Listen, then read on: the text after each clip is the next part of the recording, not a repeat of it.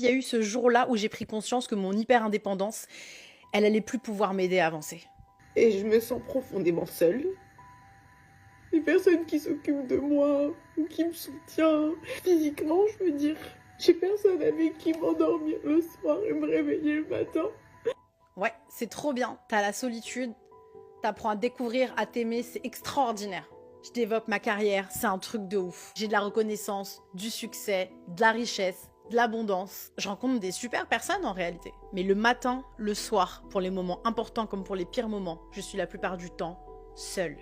Au début, je me dis que c'est un sacrifice. Je passe des super moments seule.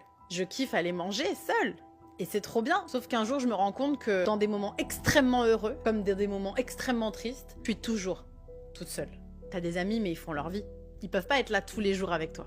Et dès que quelqu'un va rentrer dans ma vie, au moindre faux pas, je vais l'éjecter. C'est bien, je suis exigeante, je sais ce que je veux. Mais du coup, je suis sur mes gardes à chaque fois que quelqu'un va rentrer dans ma vie.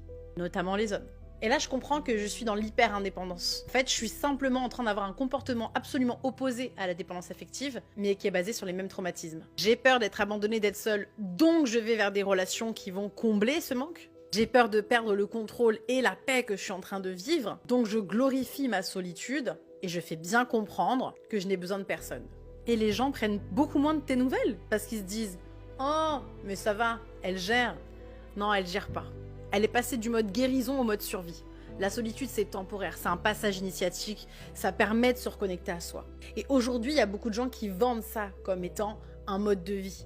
J'adore marcher seule, aller faire plein de choses toute seule, je sais faire tout toute seule presque. J'ai monté même tous les meubles de chez moi toute seule. Mais je le redirai jamais assez, la seule chose dont on se souviendra à la fin, c'est de tous les moments qu'on aura partagés. Le partage, c'est ce qui va décupler l'amour qu'on est en train de créer. Alors si tu traverses la solitude, c'est super.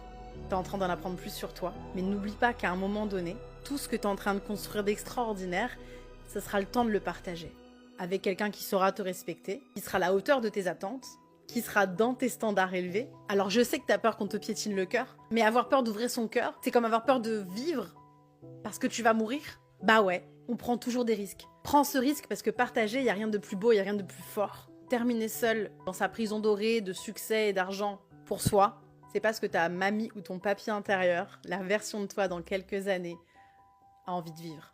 J'ai envie de me faire un câlin quand j'ai mal d'être seule, parce que c'est une réaction absolument naturelle qui me rappelle que non, je ne suis pas seule dans l'absolu.